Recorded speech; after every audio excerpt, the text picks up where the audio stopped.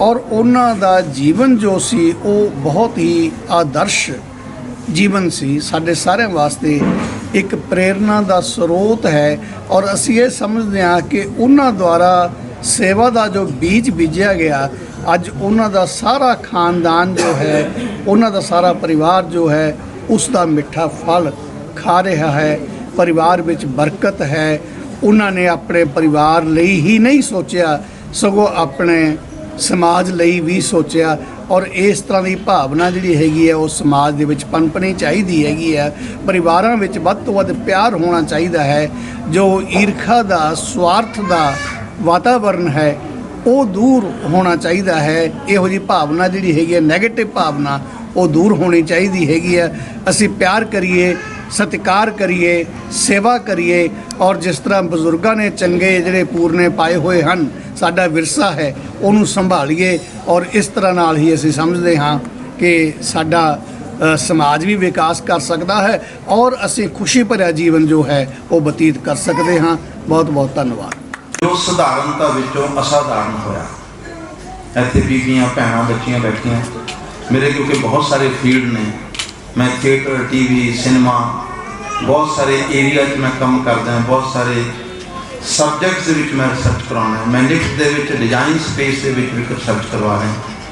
ਮੈਂ ਚਿਤਕਾਰਾ ਦੇ ਵਿੱਚ ਇੱਕ ਇੰਜੀਨੀਅਰ, ਸਿਵਲ ਇੰਜੀਨੀਅਰ ਦਾ ਸਟੂਡੈਂਟ ਹੈ, ਉਸ ਨੂੰ ਅੰਦਰੇਟਾ 'ਤੇ ਰਿਸਰਚ ਕਰਾ ਰਿਹਾ। ਮੈਂ ਤਾਂ ਦੱਸ ਰਿਹਾ ਕਿ ਮੇਰੀਆਂ ਗੱਲਾਂ ਵਿੱਚ ਬਹੁਤ ਸਾਰੇ ਵੇਰਵੇ ਹੋਣੇ ਆ, ਜੇ ਛੋਟੇ ਬੱਚੇ ਤੋਂ ਲੈ ਕੇ ਵੱਡੇ ਤੱਕ ਸਾਰੇ ਸ਼ਾਮਲ ਹੋਣਗੇ।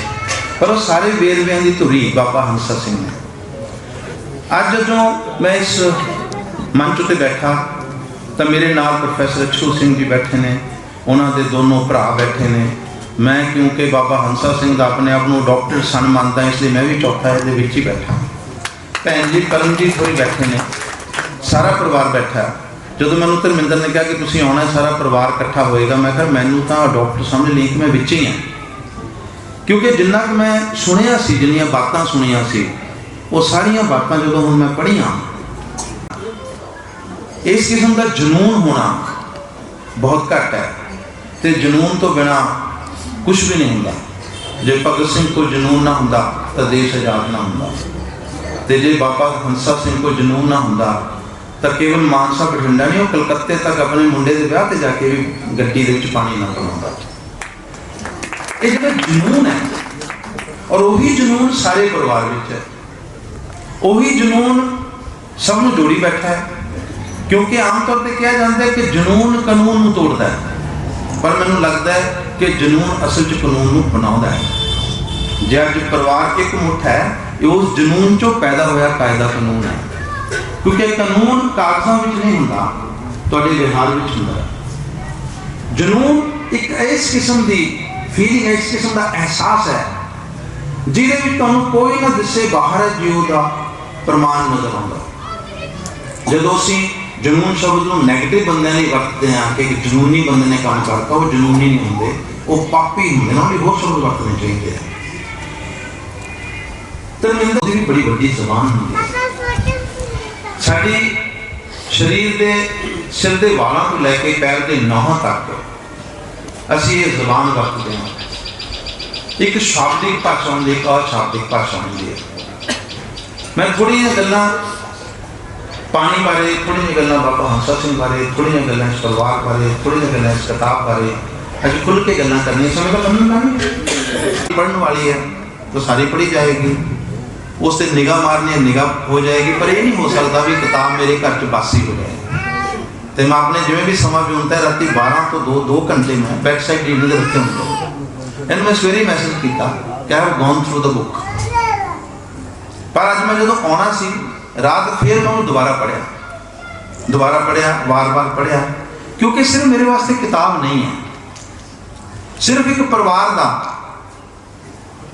ਦਸਤਾਵੇਜ਼ ਨਹੀਂ ਹੈ। ਮੈਨੂੰ ਇਹ ਕਿਤਾਬ ਪੰਜਾਬੀਆਂ ਦੇ ਪੰਜਾਬ ਵਿੱਚ ਵਿਸ਼ਵਾਸ ਦਾ ਦਸਤਾਵੇਜ਼ ਲੱਗਦੀ ਹੈ। ਇਹ ਕਿਤਾਬ ਜਿਹੜਾ ਵੀ ਬੰਦਾ ਪੜ੍ਹੇਗਾ ਉਹ ਸਿਰਫ ਧਰਮਿੰਦਰ ਦੀ ਸ਼ਾਬਾਸ਼ ਨਹੀਂ ਦੇਗਾ, ਉਹ ਪ੍ਰੋਫੈਸਰ ਅਛੂ ਸਿੰਘ ਨੂੰ ਸ਼ਾਬਾਸ਼ ਨਹੀਂ ਦੇਗਾ, ਉਹ ਕੇਵਲ ਬਾਬਾ ਹੰਸਾ ਸਿੰਘ ਨੂੰ ਸ਼ਾਬਾਸ਼ ਨਹੀਂ ਦੇਗਾ। ਉਹਨੂੰ ਆਪਣੇ ਅੰਦਰ ਝਾਤੀ ਮਾਰਨ ਦਾ, ਆਪਣੇ ਅੰਦਰ ਡੁੱਬਣ ਦਾ ਇੱਕ ਮੌਕਾ ਹੈਗਾ। ਉਹਨੂੰ ਲੱਗੇ ਵੀ ਅੱਛਾ ਮੈਂ ਕੀ ਕੁਛ ਹੋਈ ਬੈਠਾ। ਲੋਕ ਵਾਕ बड़े ਵੱਡੇ ਵਾਕ ਹੁੰਦੇ ਨੇ। मैं लोक ਸਾਹਿਤ ਨੂੰ महान ਸਾਹਿਤ ਮੰਨਦਾ। मेरे लिए सब तो ਵੱਡਾ ਸਾਹਿਤ है। और जिन्ना साडा ਵੱਡਾ ਸਾਹਿਤ धार्मिक ਸਾਹਿਤ वो भी उतों ताकत लेंदा। मैं अपने आप में पंजाबी मानदा है, शायद लोग भी मानते होंगे। ते पंजाबी होना बड़ा बड़ा गौरव है। ते पंजाबी होने का गौरव सानू गुरु साहब ने सिखाया हुआ। पंजाब ना हिंदू ना मुसलमान, पंजाब सारा जिंदा गुरां दे नाम ते। पंजाब 5000 साल पुराना विरसा है ते 550 साल का पुराना विरसा तो साडे अंग संग 24 घंटे रहिंदा है। हुण भी असीं विरसा मार के हटे हैं। उस विरसे दे विच दुनिया के 204 मुल्कां च 150 मुल्कां च फैले अज की डेट 14 करोड़ पंजाबी ने। उस विरसे दुनिया दी 6500 जबानां, हिंदुस्तान दी 1600 जबानां, भारतीय संविधान दी 22 जबानां, साहित्य अकैडमी दी 24 जबानां विचों एक जबान साडी पंजाबी है, जिस जबान च किताब रची गई है। का नाम संस्कृत है ते संस्कृत विच पहली किताब ऋग्वेद रची गई पुरानी पंजाबी विच, दुनिया की पहली किताब रची गई है। तो मैं एक हवाला पुराना तो एक नवा हवाला जरूर देना हूँ मैं दसन ली कि असीं किस विरसे के मालिक हैं। कि जो पहली बार ऑडियो रिकॉर्डिंग हुई, ऑडियो रिकॉर्डिंग चेक करनी सी उस विज्ञानी ने कि ठीक हुई कि नहीं हुई। फर्स्ट टाइम दुनिया की आवाज़ रिकॉर्ड होनी सी। उन्हें उस वेले दुनिया के बड़े स्कॉलर मैक्स मूलर को बुलाया, जिन्हों के नाम से दिल्ली भवन बनया हुआ है। मैक्स मूलर साहब आए, बटन ऑन होया, उन्होंने बोलना शुरू किया पर वो किसी को समझ नहीं आया। बंदे रौला पाता कि रिकॉर्डिंग हुई नहीं, मशीन खराब है। मैक्स मूलर कहते जी मशीन ठीक है, रिकॉर्डिंग हुई है। तो उन्होंने नहीं समझ आई। उन्होंने क्यों नहीं समझ आई? कहते इसलिए ना मैं अंग्रेजी बोली, ना मैं फ्रेंच बोली, ना मैं ग्रीक बोली, ना जर्मन बोली। कहते फिर की बोलिया? कहते मैं दुनिया में पहली बार आवाज़ रिकॉर्ड होनी है तो मैं उस जबान को रिकॉर्ड करा जो दुनिया की पहली किताब रची गई। वो जबान संस्कृत है। मैं ऋग्वेद के श्लोक बोले इतों असीं मनीए कि साडा विरसा की है, जिस विरसे चों बाबा हंसा सिंह तो लैके सोहजदीप तक की परंपरा तुरी आ रही है, सिरदन तक परंपरा तुरी आ रही है। तो दूसरा हवाला जो गुरुदेव टैगोर नूं नोबेल प्राइज मिलिया, एक बंदा इंटरव्यू कर गया, कहते तुसीं नैशनल एंथम लिखा है? कहते हाँ जी लिखा है। कहते कोई ग्लोबल एंथम भी हो सकता है? कहते हो सकता है। कौन लिख सकता है? कहते कोई नहीं लिख सकता। कहते तुसीं कहते मैं नहीं लिख सकता। कहते एडी की असमर्थ है, वो कहते इसे नहीं लिख सकता। गुरु नानक देव दी जिंदगी बारे जिस विरसे नूं अगे भाई कन्हैया तक तुरता होया बाबा हंसा सिंह तक विरसा आउंदा है, जिन्हों ने अपने 70 साल की आरजा 24 सालों 36,000 किलोमीटर पैदल सफर किया। जितों असीं जहाज़ों में नहीं जा सकते उत्थे भी गए, जहाज़ भी मक्के नहीं जा सकते। तो उन्होंने ट्रिब्यूट सब तो वड्डी दित्ती उस विशाल समुंदर दे विच किणके ने, तो वो किणका जिथे तुरिया। इसलिए ये महज एक 500-700 गज के घर के विहड़े च बैठे नहीं, असीं कोई परिवार दीयां खुशियां नहीं मना रहे कि असीं अपने बुजुर्ग बारे किताब लिखी। इस छोटे जे इकट्ठ विच दुनिया के 150 मुल्कां च वसदे 14 करोड़ पंजाबियों की रूह है जो अज ने। ते इस इकट्ठ दे विच 5000 साल पुरानी साडी पंजाब दी विरासत है। तो सारी स्क्रिप्ट का मैं जिहड़ा कंक्लूजन किया, मैं नहीं पता उन्होंने किवें व्यू किया कि नहीं किया, कि बंदा बहादुर ने मुगलों के जुल्म का बदला लिया, जालमां नूं मारिया, सब कुछ किया। तुर के बाबा हंसा सिंह नाम के एक सधारण व्यक्ति चाहता है, जिहड़ा सधारण तो असाधारण हो जाता है, जिहड़ा आम तो खास हो जाता है। और अज जदों असीं अपनी विरासत नूं भुल्ली फिरदे हैं, एक ही गल कहनी चाहुंदा कि विरासत अतीत नहीं होंदी, विरासत वर्तमान होंदी है। मैं जिन्ना तुहानूं अतीत दस्सिया वो अतीत समझ के नहीं दस्सिया, वो अतीत वर्तमान बन के इस परिवार के विच फैलिया होया है। ये 85-86 बंदियां दे राही ये पूरा पंजाब असीं देख रहे हैं। ये 26 लेखां दे राही असीं पंजाब की विरासत देख रहे हैं। बराए मेहरबानी विरासत नूं असीं कंधां ते टंगल ही अतीत ना समझिए, हर साह दे नाल साडी विरासत है। पंजाब की लोकधारा विच ਬੀਬੀਆਂ ਭੈਣਾਂ ਦਾ ਇੰਨਾ ਸਤਿਕਾਰ ਹੈ। ਭੈਣ ਜੀ ਪਰਮਜੀਤ ਬੈਠੇ ਨੇ, ਇਹ ਉਹ ਵਿਰਾਸਤ ਹੈ ਜਿਹੜੀ ਪੰਜਾਬ ਦੀ ਵਿਰਾਸਤ ਬਾਬਾ ਹੰਸਾ ਸਿੰਘ ਰਾਹੀਂ ਆਈ ਹੈ। ਗੁਰੂ ਸਾਹਿਬ ਕਹਿੰਦੇ ਨੇ ਬਵਾਨੀਆਂ ਕਹਾਣੀਆਂ ਪੁੱਤ ਸਪੁੱਤ ਕਰੇਨ। ਕਈ ਵਾਰੀ ਬੰਦੇ ਕਹਿੰਦੇ ਜੀ ਪੁੱਤ ਸਪੁੱਤ ਕਿਉਂ, ਪੁੱਤਰੀਆਂ ਕਿਉਂ ਨਹੀਂ? ਫਿਰ ਮੈਂ ਯਾਦ ਕਰਾਉਣਾ ਕਿ ਉਹਨਾਂ ਨੇ ਕਿਹਾ ਸੋਪੀ ਮੰਦ ਆਖੇ ਜਿਤ ਜੰਮੇ ਰਾਜਾਨ।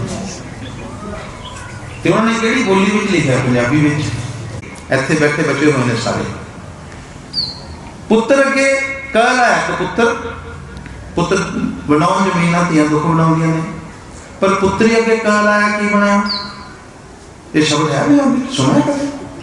ਜਿਹੜੀ ਭਾਸ਼ਾ ਦੀ ਵਿਆਕਰਨ ਪੁੱਤਰੀਆਂ ਨੂੰ ਸਪੁੱਤਰੀ ਹੀ ਮੰਨਦੀ ਹੈ, ਵਿਆਕਰਨ ਵੀ ਇੱਕ ਪੁੱਤਰ ਬਣਾਉਣ ਲਈ ਤਿਆਰ ਨਹੀਂ ਕਿ ਪੁੱਤਰੀ, ਉਸ ਭਾਸ਼ਾ ਦੇ ਅਸੀਂ ਵਾਰਸ ਹਾਂ।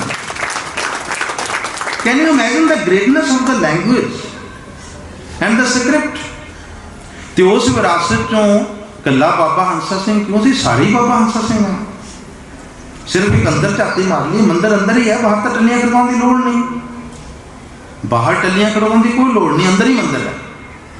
ਮੈਨੂੰ ਲੱਗਦਾ ਹੈ ਕਿ ਬਾਬਾ ਹੰਸਾ ਸਿੰਘ ਦੀ ਸਾਰੀ ਜੀਵਨੀ ਜੋ ਇਸ ਪੁਸਤਕ ਦੇ ਪੰਨਿਆਂ ਵਿੱਚ ਉਹਨਾਂ ਦੇ ਸਪੋਤਰੇ ਧਰਮਿੰਦਰ ਰੂਪਾ ਨੇ ਇਕੱਠੀ ਕੀਤੀ ਹੈ। ਤੇ ਆਪਣੇ 7 ਲੇਖਾਂ ਤੋਂ ਬਿਨਾਂ 18 ਲੇਖ ਖੁਦ ਜੋੜ ਲਏ ਤੇ 18 ਦੇ 19 ਲੇਖ ਹੋ ਗਏ, ਕਿਉਂਕਿ ਵੱਡੇ ਪੁੱਤਰ ਨੇ ਵਿਚਕਾਰਲੇ ਪੁੱਤਰ ਨੇ 2 ਲੇਖ ਲਿਖੇ। ਜਿਸ ਇੱਕ ਸਾਡੀ ਸਿਰਜਣ ਰਹਿ ਗਈ, ਮੈਂ ਅੰਸਰ ਗਿਆ। ਧਰਮਿੰਦਰ ਕਹਿੰਦਾ ਉਹਨਾਂ ਨੂੰ ਦੇਖਿਆ ਨਹੀਂ ਹੈ, ਪਰ ਅੱਜ ਤੱਕ ਬੇਟਾ ਤੂੰ ਦੇਖ ਲਿਆ, ਮੈਂ ਤੈਨੂੰ ਦਿਖਾਤਾ, ਮੈਂ ਵੀ ਦੇਖਿਆ ਨਹੀਂ ਸੀ। ਤੇ ਹੁਣ ਤੇਰੇ ਲੇਖ ਬਿਨਾਂ ਕਿਤਾਬ ਪੂਰੀ ਨਹੀਂ ਹੋਣੀ। And it's a task you have to write a full book on Baba Hansa Singh in English. Gurdas ਦੇ ਕਿਤਾਬ, ਕਿਉਂਕਿ ਅਸੀਂ ਦੁਨੀਆ ਨੂੰ ਦੱਸਾਂਗੇ ਤਾਂ ਹੀ ਹੈ ਨਾ। ਉਹ ਦੱਸਣ ਲਈ ਸਾਨੂੰ ਪੰਜਾਬੀ ਆਉਣੀ ਚਾਹੀਦੀ ਹੈ, ਹਿੰਦੀ ਆਉਣੀ ਚਾਹੀਦੀ ਹੈ, ਅੰਗਰੇਜ਼ੀ ਆਉਣੀ ਚਾਹੀਦੀ ਹੈ। ਅਸੀਂ ਅੰਗਰੇਜ਼ੀ ਦੇ ਖਿਲਾਫ ਨਹੀਂ, ਤੱਕ ਅਸੀਂ ਇੰਦਰਜੀਤ, ਪ੍ਰਿੰਸ, ਜਿੰਮੀ, ਸਾਰੇ ਭੂਆ ਜੀ ਦਾ ਪਰਿਵਾਰ ਇੱਕ ਵਾਰੀ ਅੱਗੇ ਜਿੰਨੇ ਅੱਜ ਪਹੁੰਚੇ ਨੇ ਸਾਰੇ ਅੱਗੇ ਆ ਜਾਓ। ਪੜਦੋਤੀ ਪੜਦੋਤੀ ਤੋਂ ਅਗਲਾ ਹੋਇਆ ਜੀ ਨੱਤੀ ਭੂਆ। ਪਿਤਾ ਜੀ ਦੀ ਇਹ ਦੋਨੋਂ ਬੱਚੀਆਂ ਨੱਤੀਆਂ। ਸਭ ਦੀ ਵਾਈਫ, ਬੇਟਾ ਨਾਮ ਕੀ ਹੈ? ਜਸਦੀਪ ਕੌਰ। ਹਾਂਜੀ ਹਾਂ। ਉਸ ਤੋਂ ਬਾਅਦ ਭੂਆ ਜੀ ਦਾ ਦੂਸਰਾ ਪੋਤਰਾ ਮਨਪ੍ਰੀਤ ਸਿੰਘ। ਮਨਪ੍ਰੀਤ ਦੀ ਵਾਈਫ ਮਨਪ੍ਰੀਤ ਕੀ ਨਾਮ? ਦੀਪਿਕਾ। ਉਸ ਤੋਂ ਬਾਅਦ ਭੂਆ ਜੀ ਦੇ ਛੋਟਾ ਪੋਤਰਾ ਜਗਦੀਪ, ਜਿੰਮੀ ਦੀ ਵਾਈਫ ਰਜਨੀ, ਜਿੰਮੀ ਦੀ ਬੇਟੀ, ਔਰ ਸੰਦਲ ਜੀ ਸਿੰਘ ਭੂਆ ਜੀ ਦੇ ਸਭ ਤੋਂ ਛੋਟੇ ਬੇਟੇ ਦਾ ਬੇਟਾ। ਮੇਰੀ ਬੇਨਤੀ 2 ਮਿੰਟਾਂ ਲਈ ਚਾਚਾ ਜੀ, ਮੈਂ ਤੁਹਾਨੂੰ ਬੇਨਤੀ ਕਰਦੇ ਹਾਂ, ਮਗਰੋਂ ਦਾ ਕਿਸੇ ਨੇ ਤਾੜੀ ਪਾਉਣੀ ਨਹੀਂ ਜਦੋਂ ਬੋਲ ਗਿਆ, ਪਹਿਲੇ ਹੀ ਪਾਏ ਵਾਲੀ।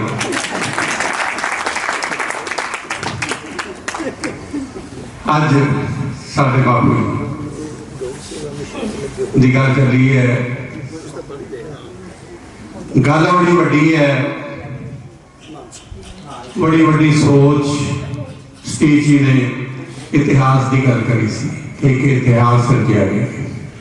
ਵਾਕਈ ਪਿੰਡੋਬਾ 1940 ਛੱਡ ਕੇ ਆਉਣਾ ਕੀ ਸੋਚ ਲੈ ਕੇ, ਕਿਉਂਕਿ 5 ਪੜ੍ਹੇ ਸੀ ਗੁਰਦੁਆਰੇ ਦੇ ਵਿੱਚ ਸਾਡੇ ਪਿਤਾ, ਕੀ ਸੋਚ ਲੈ ਕੇ ਆਉਣਾ ਕਿ ਬੱਚਿਆਂ ਨੂੰ ਪੜ੍ਹਾਉਣਾ। ਮੌੜ ਮੰਡੀ ਆਏ, ਮੰਡੀ ਛੋਟੀ ਸੀ, ਘਰ ਪੂਰਾ ਨਹੀਂ ਹੋਇਆ, ਕਹਿੰਦੇ ਇੱਥੇ ਕੋਈ ਵਧੀਆ ਸਕੂਲ ਸਕਾਲ ਨਹੀਂ ਹੋਣਾ। ਮਾਨਸਾ ਆ ਗਈ, ਸ਼ਹਿਰ ਥੋੜਾ ਵੱਡਾ ਸੀ, ਮੰਡੀ ਵੱਡੀ ਸੀ। ਔਰ ਮੇਰਾ ਜਨਮ ਪੰਜਾਬ 'ਚ ਹੋਇਆ 1950 'ਚ। ਭਾਈ ਸਾਹਿਬ 2 ਸਾਲ ਵੱਡੇ ਹੈ। ਜਦੋਂ ਦੀ ਮੈਂ ਸੁੱਤ ਸੰਭਲੀ ਹੈ ਤੇ ਮੈਂ ਘਰ 'ਚ ਕੀ ਦੇਖਿਆ, ਉਸ ਵੇਲੇ ਅੰਤਾਂ ਦੀ ਗਰੀਬੀ, ਔਰ ਇੱਕ ਮਹਾਤਮਾ ਦੀ ਕਥਾ ਮੈਨੂੰ ਯਾਦ ਆ ਰਹੀ ਹੈ। ਉਹਨਾਂ ਨੇ ਕਬੀਰ ਤੇ ਲੋਈ, ਤੁਸੀਂ ਸਾਰੇ ਸੁਣਦੇ ਰਹੇ ਹੋ, ਬੜੇ ਉੱਚੇ ਆ ਗਿਆ। किसी ने कहता कि भाई जवान हो गए हैं, जाके संतां दे चरनी लग, पुछ भी मैं की करा, जिंदगी किस तरह बसर करा। वो कबीर जी के कोल आ गया, खड्डी बुनी जाते सी दिने 10-11 बजे गए सी, धुप चढ़ी हुई सी। होया कि आके नमस्कार की, पूछा कबीर जी नूं, कहते भगत जी 20 साल का हो गए हैं, पूछना चाहते हैं तो सिर देना चाहते हैं कि जिंदगी किस तरह बसर करा, गृहस्थी जीवन व्यतीत करा या सरगीरी जीवन व्यतीत करा।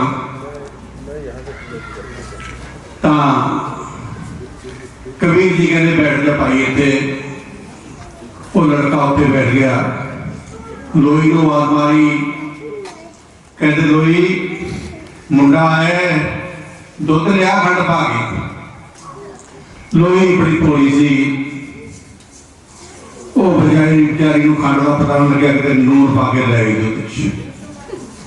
ते कबीर जी की कर रहे हैं, दुध का घुट भरते हैं, सिफत करी करते, कहते बड़ा मीठा है, बड़ा स्वाद है। और प्यार ने घुट करके रखता, मुंडे ने कहना पता नहीं तो मेनू आएगा देगी, ये तो स्वाद दे जाता। हौली हौली बेचारे ने संगते करते ने और दुध पी लिया नून वाला। उस बाद फिर कहा, कहना लोई कम होर कर, आ लालटन ला लिया। उन्हें लालटन लिया के रखती, कितने खड़ी बुनी जाती सी। वो कहना मैं कितने फस गया, मैं तो सेध रहना, ऐसी तो जमी कमरा है, धुप चढ़ी पई है, सूरज की चमक पूरी है, पूरी रोशनी है, आ लालटन लगा के रख ली, दीदा नहीं इनू, मैनू की दसो। चलो फिर उन्हें मन च धीरज धार के बड़ी मेहनत है, सुनिए की कहता है। उस 10 मिनट बाद फिर कबीर जी उस लड़के को कहते काका चल थोड़ा पर घूम फिर आइए। ऊपर एक पहाड़ी से चले गए, उत्थे एक साधु बैठा, साधु नाल गल्लां बातां करके जाके चरण स्पर्श किए, पूछया बाबा जी नाम की है। ये गल तुसीं पहले भी सुनी होनी है, पर हुण जरा ध्यान नाल सुनियो। कहंदा बाबा कहंदा जी नाम मेरा शांति स्तूप है। फिर गल्लां बातां हो रही चलियां, फिर पूछ लिया दोबारा, कहना जी नाम भुल गया बाबा जी, नाम दस्यो। कबीर साहब कहते कहना भाई शांति स्तूप है। तीसरी बार फिर भलेखे लिया के बाबा जी ने फिर पूछ लिया, कहते सतगुरु नाम भुल गया, भुलनहारा बंदा है, चेते करायो जरा। तीजी बारी चौथी बारी 2 बारी उन्होंने फिर दसता, गल मुकाओ तो चल पे। उबड़ खुबड़ रस्ता सी, जदों काफी थले आ गए उतों संतां दी कुटिया दिस रही सी। उतों फिर आवाज मारी, ओ बाबा जी माड़ी जी गल सुनियो आके। ओ साधु ने आवाज सुनी, उन्होंने आख्या कि जरूर दिक्कत आ गई। तो साधु खंगदा खुंगदा बड़ा बुजुर्ग सी साधु, वो चल के उन्होंने को आ गया, कहना महाराज बड़ी गलती हो गई। कबीर साहब कहते बाबा जी थोड़ा मैं तो नौ ही भुल गया। वो कहते भाई शांति स्वरूप है, जे आखे तो मैं उतो कागज लिया के तेन लिख के दे। चल पिया मुंडे नूं नाल लेके, मुंडा पुछदा कहना बाबा जी मैनू की हुक्म है।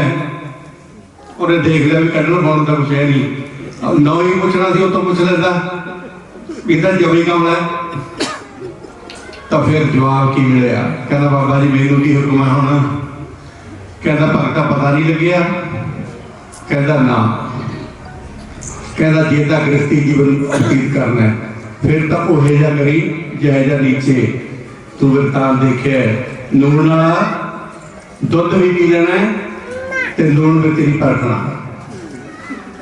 ते जे कह दे दिने भी बत्ती ला दे तो बत्ती ला देनी है, फिर चलू तुहाडा गृहस्थ जीवन।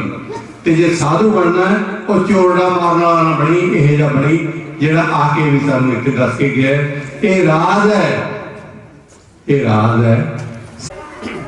ਪਾਣੀ ਦੀ ਸੇਵਾ ਦੀ ਗੱਡੀ ਸਾਡੇ ਪਰਿਵਾਰ ਦੇ ਚਾਚੇ ਤਾਏ ਵੀ ਮੈਂ ਕਹਿੰਦੇ ਹਾਂ, ਉਹਨਾਂ ਨੇ ਵੀ ਕਈ ਵਾਰ ਕਿਹਾ ਉਹ ਭਾਈ ਅੱਜ ਵਾਰ ਪਾਲਣਾ, ਉਧਰੋਂ ਗੱਡੀ ਦੀ ਚੀਕ ਵੱਜਦੀ ਸੀ, ਉਧਰੋਂ ਚਾਕੇ ਬਾਹਰ ਦੀ ਭੱਜ ਕੇ ਕੰਮ ਛੱਡ ਕੇ ਸਟੇਸ਼ਨ ਉਤਰ ਜਾਂਦੇ ਸੀ।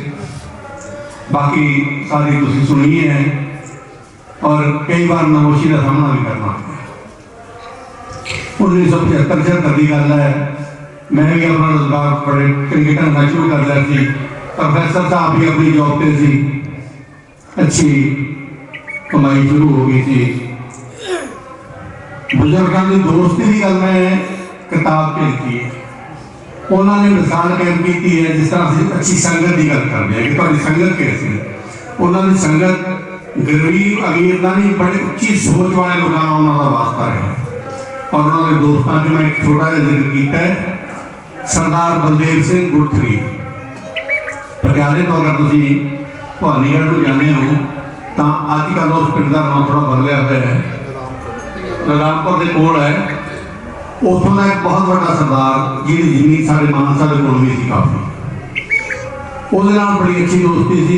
ये दोनों घर के होते थे, ये सरदार भी पानी पिलाता थे, बुजुर्ग भी पानी पिलाते, पानी की सेवा करते थे। बुजुर्ग घरों बिना दसे आ जाते, राणा साहब गुरुद्वारे सेवा पानी की बसा ते गड्डियां ते सारी किताब दे विच आउणी है। एक पुलिस वाला हवलदार उन्होंने भी जानता सी, मैनूं भी जानता सी, उन्होंने पता सी भी ये उन्होंने फादर ने उन्होंने बस खड़ी रामपुर अड्डे ते भज के बुजुर्गों ने पानी का गिलास सारिया सवारियों को बाहर दे देने की कोशिश की, तो हवलदार ने फड़ लिया पानी का गिलास ते पी के उसके मन च बड़ी शंका आई कि बुरा करो करता। मेरे को आया, मेरे को कहना भाई गल सुन, बहुत माड़ी गल है। मैं की हो गया, कहना बुरा करो करता, उत्थे पानी बह जाता थोड़ा रामपुर अड्डे से कहना पानी बह जाता सी, मैं भी गया पानी। मैं उनको जवाब नहीं दिता, मैं चलो कोई नहीं मौज है आपे आजू, क्योंकि मैंने पता सी मेरे जवाब देवांगा ਇਹਦਾ ਪੁਲਿਸ ਵਾਲੇ ਦਾ ਸੁਭਾਅ ਵਿਸ਼ੋਰ ਦਾ ਜਿਹੜਾ ਬੜੇ ਅੱਛੇ ਮੁੰਡੇ ਹੈ ਇਸ ਮਹਿਕਮੇ ਵਿੱਚ ਵੀ। ਤਾਂ ਚਲੋ ਮੈਂ ਜ਼ਿਆਦਾ ਡਿਸਕਸ਼ਨ ਨਾ ਕਰਕੇ ਮੈਂ ਕਿਹਾ ਭਾਈ ਕੋਈ ਨਹੀਂ, ਉਹਨਾਂ ਦੀ ਆਦਤ ਹੀ ਹੈ, ਚਲੇ ਜਾਂਦੇ ਆਪੇ ਆ ਜਾਂਦੇ। ਮੈਂ ਫਿਰ ਭਾਈ ਸਾਹਿਬ ਨਾਲ ਗੱਲ ਕਰੀ, ਮੈਂ ਕਿਹਾ ਪ੍ਰੋਬਲਮ ਬੜੀ ਵੱਡੀ ਵੱਧ ਰਹੀ ਹੈ ਤੇ ਬਾਪੂ ਹੁਣ ਜਮਾਂ ਹੀ ਬਾਗੀ ਹੋ ਗਿਆ। ਮਨਜੀਤ ਸਿੰਘ ਦੇ ਵਿਆਹ ਦੀ ਗੱਲ ਉਸ ਤੋਂ ਬਾਅਦ ਹੀ ਇਹ ਕਹਿੰਦੇ ਆਪਾਂ ਹੱਲ ਇਹ ਕਰਦੇ ਹਾਂ ਵੀ ਬਾਪੂ ਦੇ ਇੱਕ ਮੋਟਾ ਸਾਰਾ ਸੇਵਾ ਦਾ ਘੜਾ ਬਣਵਾ ਦਿੰਦੇ ਹਾਂ, 5 ਸੀਟਾਂ ਪਾ ताकि अगले में महसूस हो घट्टो घट ये बुजुर्ग एवं नहीं एक किसी चंगे परिवार पर ये प्रैक्टिकल नहीं सीख रहा, पर यह भी बहुत कामयाब नहीं होया क्योंकि उन्होंने अपनी सेवा जिस तरह असी अपने रोजगार अपने पेशे कामयाब होते गए, उन्होंने इस काम को दिनों दिनों बढ़ाया है, सेवा को बढ़ाया घटाया नहीं है। तो अज मेरी तो प्रेरणा ही है, तन रह ही है, असी भी करते हैं। हम तड़के 6 बजे मैं दौड़ना है, चाह भी आती आप बनाना है, भांडा एक नहीं करता ये तो कही जाती है मैथों का ना होना है बाद उठ के आते हैं। यानी कुल मिला के अज सानू जे असी इस मंजिल से पहुंचे तो कबीर भगत कबीर ते महाराज बीबी लोई की बात जी है ये भी साढ़े सरोकारों के इसे करके यही है कि परिवार के साढ़े जीन के ये चीज़ां कितों आईयां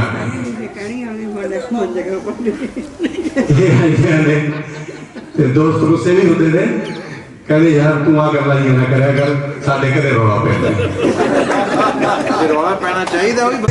चाचा जी वाले वाहवा गुण है, कॉलेज के एज प्रिंसीपल इन्हां दा बहुत कमांड है, रोब है, पर घरे ये सारी सेवा पूरी तरह चाचा जी कल जिला परिषद के इस तो अलावा प्रैस नाल जुड़े हुए हैं। पर सब तो खूबसूरत गल कि ऐसे कमाल के दोस्त ने दुख सुख की घड़ी अद्धे सैकंड साडे नाल हाजिर होंदा।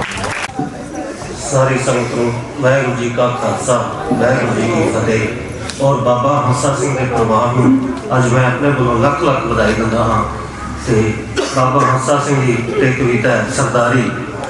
वाह वाह बाबा हंसा सिंह जी तेरी सदा सरदारी, देख खिली पई है सारी फुलवाड़ी, हर एक दूजे लई करदे अरदासां, हर एक दे चेहरे ते खिड़िया है हासा, ना लगे नज़र किसे दी चंदरी रहे हारी। बाबा बाबा हंसा सिंह जी तुहाडी बनी है सरदारी। बाबा बाबा तेरी करत दे अज नज़ारे, तपदे तुसां सीने ठारे, प्यासियां तुसां पिलाया पानी, पी पानी देवे सीसा दुनिया सारी। बाबा बाबा हंसा सिंह जी तुहाडी बनी है सरदारी। अगे आवल अल्लाह नूर पाया कुदरत दे सब बंदे, एक नूर ते सब जग पुजा, कौन भले कौन मंदे। गुरु ग्रंथ साहिब जी के शब्दों का अज भी पान नभाउंदे, भुखे नूं रोटी प्यासे नूं पानी पिआउंदे, ना करदे किसे तो नफरत सब नूं गल नाल लाउंदे। हर एक बंदा तेरी फुलवारी नूं देवे असीसां, खिली रहे सारी दी सारी। बाबा बाबा हंसा सिंह जी तुहाडी बनी रहे। परम सत्कारयोग साढ़े भूआ जी प्रोफेसर अचू सिंह जी, मेरे अकादमिक मुर्शद डॉक्टर सतीश कुमार वर्मा जी, साढ़े सारे परिवार के चाचा जी बैठे ने, मेरे बहुत ही प्यारे वीर डॉक्टर ओबा जी मेरे सामने दीजी बैठे ने, और साढ़े सारे परिवार के जोड़े वख-वख रिश्तेदार ने, दोस्त मित्र ने। सब तो पहला आप सब मेरी सत श्री अकाल, क्योंकि मैं भी स्वर्णकार परिवार का एक हिस्सा हाँ। और बार बार गल चल रही सी बाबा हंसा सिंह जी होरों की, और जो उसी गल करते हाँ कि गहने की जो गल चली कि उन्होंने कड़ा भी पहना दिता जाए और उन्होंने छांपा भी पहना दिते जान, ताकि उन्होंने पता लगे शनाख्त कि वो किस परिवार नाल ताल्लुक रखते हैं। लेकिन डॉक्टर वर्मा जी होरां ने ते चाचा जी होरां ने जड़ियाँ बाबा जी बारे बड़िया तफसील दे विच गल्लां कीतियां, और मेरा ख्याल है जेड़ा उन्होंने परोपकार ते सेवा का गहना पहनिया, उस गहने की लिस्ट आने वाले समय तक बरकरार रहेगी। और बड़िया गल्लां हो रही सन उन्होंने बारे, तो मैं सोच रहा सी लहंदे पंजाब का एक शायर होया है आगा अली मुजम्मल, वो लिखता है कि सूरज किरणा चंद सितारे अपने ने, दरिया झीलां नहर किनारे अपने ने, मौसम के फुल रंग नज़ारे अपने ने, सावन रुत्तां पींग हुलारे अपने ने, तू जे अपना नहीं ते कोई भी अपना नहीं, तू जे अपना नहीं ते कोई भी अपना नहीं, तू जे अपने ते सारे अपने नहीं। और जिस प्रकार इस परिवार को अपनाते के रिश्ते के नाल बाबा हंसा सिंह जी ने जोड़िया, और उस खेतर के विच उन्होंने समय के विच पानी की सेवा की, जोड़ा पूरा मारूथल का इलाका है, बठिंडा के मानसा असीं जानते हाँ कि पानी की हमेशा किल्लत रही, और उत्थे पानी वर्गा जोड़ा है सानू दात पवन गुरु पानी पिता माता धरत महत, एडा बड़ा जो दर्जा है पानी का साढ़े गुरु साहबान ने दिता। और एक शेर मैनू बाबा हंसा सिंह जी नाम आ गया तो वह प्रभाव कितना पिया कि सारा शहर उतों का सारा जो आवाम तो वह सुरक्षित रहा।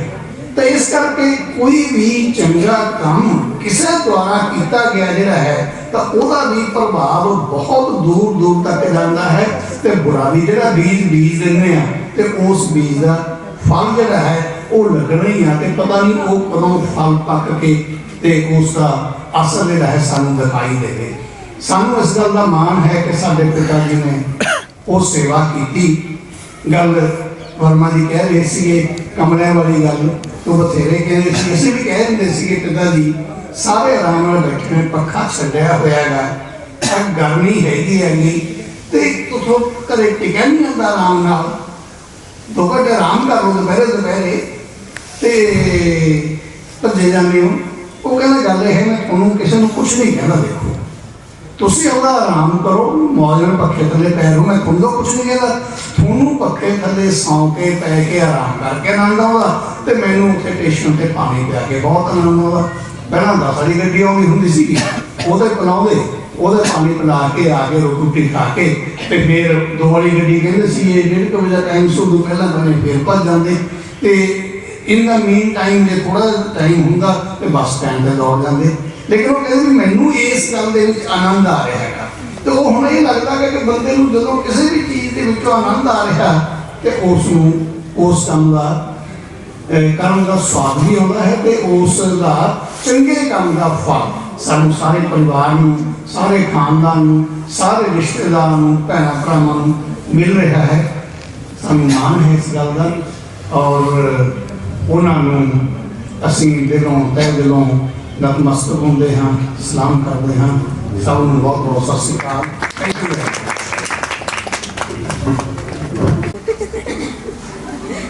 ਤਾੜੀਆਂ ਪਾ ਦੇ ਫਿਰ ਪਹਿਲੇ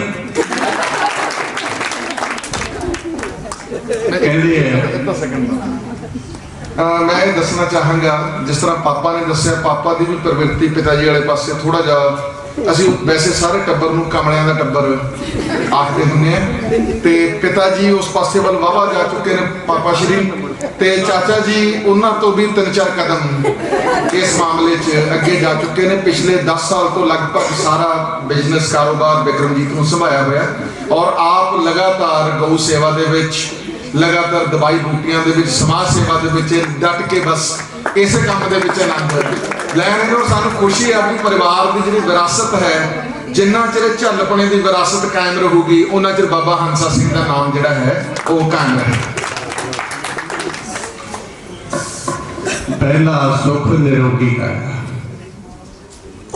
ਕਹਾਵਤ ਹੈ ਪਹਿਲਾ ਸੁਖ ਨਿਰੋਗੀ ਕਾਇਆ, ਦੂਜਾ ਸੁਖ ਹੋ ਘਰ में माया, तीसरा सुख सुलखणी नारी, चौथा सुख पुत्र आज्ञाकारी। 4 सुख मैं निरोगी काया की गल करूंगी, बाकी तुसी अपने परिवार आप संभालने माया कटी। एक गल इस तो पहला भी मैं बड़ी वड्डी जी बड़े भाई साहब ने कही है कि मैनू फुरसत है इस काम तो भांडे भूले मांजन तो चुप करके बैठने की। मैं मनो तुम दस दिया कि इन्हों की जिम्मेवारी ये तो बहुत बड़ी है। 1984 साड़ी माता चली गई, 2001 साढ़े पिता जी चले गए। सानू अज तक कभी माता पिता की याद इन्होंने नहीं आने दी, इन्नी जिम्मेवारी निभाई। दूसरी हुण निरोगी काया की गल कहते ने constipation is at the root of all diseases. सारिया बीमारियां की जड़ साडी कब्जी है और नाल ये अध्ययन भी होया है कि 85% बीमारियां साडे पेट तो लगदियां ने ते कई हज़ार नाड़ियां साडी धुनी दे विच आके इकट्ठियां होंदियां ने। और लिखण वाले ने की लिखिया है, बड़ा सोहना लिखिया है। उन्हें लिखिया है कि 9 महीने माँ के पेट दे विच असीं खुराक कित्थों लई है? मूँह राहीं लई। कित्थों लई है? धुनी राहीं लई है। साडी धुनी अज भी खुराक लैण वास्ते तैयार है, वही धुनी है जिहड़ी माँ के पेट सी, पर असीं इहनूं खुराक नहीं दिंदे। तुहाडे बहुत लोग होणगे जिहड़े कहंदे असीं धुनी दे तेल लाउने, नाभी दे तेल लाउने, पर वीरो आप बुल्ला दे जे असीं ला लईए ना घ्यो, इहदे नाल अंदर कुछ नहीं जाता। घ्यो तां अंदर जाओ फिर ही फायदा करूगा। उस डॉक्टर ने इन्ना वधिया एक्सप्लेन किया है, एलैबोरेट किया है कि मैं जिस दिन का ये काम अडॉप्ट किया है उन्हें की लिखा है कि राती पैन लगी ड्रॉपर एक बोल रखो 20 ml वाला तेल ना भर लो। मेरे को है भी सिंपल मेरी गड्डी पे है, क्योंकि मैं 3 महीने थोड़ी भी सेवा ना शुरू करी है कि तेल का भरिया ड्रॉपर जिन्होंने दिक्कत होती है दे देना। उन्हें लिखा है कि राती पैन लगे जो सारे कामों तो फारगी होगी, अपनी धुनी दे विच, अपनी नाभि दे विच, अपने बैली बटन दे विच 8-10 ड्रॉप तेल दे पा लो, आके मसाज शुरू कर दो। मसाज तुम शुरू भी नहीं भी करोगे तो 10 मिनट सीधे लेट जाओ, अपने आप तेल अंदर जाना शुरू हो जाएगा। तुसी अज तेल लगाना शुरू कर दो, परसों तो बाद गारंटी है, क्योंकि मैं गल वो करना जी मैं अजमा ला, क्योंकि मैं अपने बच्चों को लाया है 10 बजे, मैंने पता है भी गगन कुलदीप ने इस बाद पै जाना है, तो मैं फोन कर लेना भी दुनिया देर लग गया। पहले ही जो फोन जाता है बच्चे चक लेते, कुप्पियां भी कुप्पियां चक लो, आ गए जो परिवार ने किया वो जुबान नहीं कर सकती। वो कहते कोई गया सी भिखारी, कोई साधु मंगण किसी के घर, तो माई ने रज के खवा दियां रोटियां, ते वो दिंदा अंदरों सीसा, तुर पिया, ते माई तुरया रह गया, बाहर मार ली आवाज, करी बाबा खा के धड़ी पक्का अनाज, तुर पिया कोई सीस सूसी दे जा। वो कहना माई आ चवरो ना जी जीभ, इसका कोई गलत गल नहीं निकल सकती है। अंदर दियां जिन्नियां अंदरां ने वो सब सानू शीशां दे रही ने। तुहाडा बहुत बहुत बहुत धन्नवाद। यही तुहाडीआं शीशां जिहड़ियां ये सानू अगे लगी रहियां। धन्नवाद। सो बहुत बहुत धन्यवाद। खाना अगे लग्या होया जी, सारे आपां लंच करके उस वक्त फोटो ਲਈ इकट्ठे होवांगे।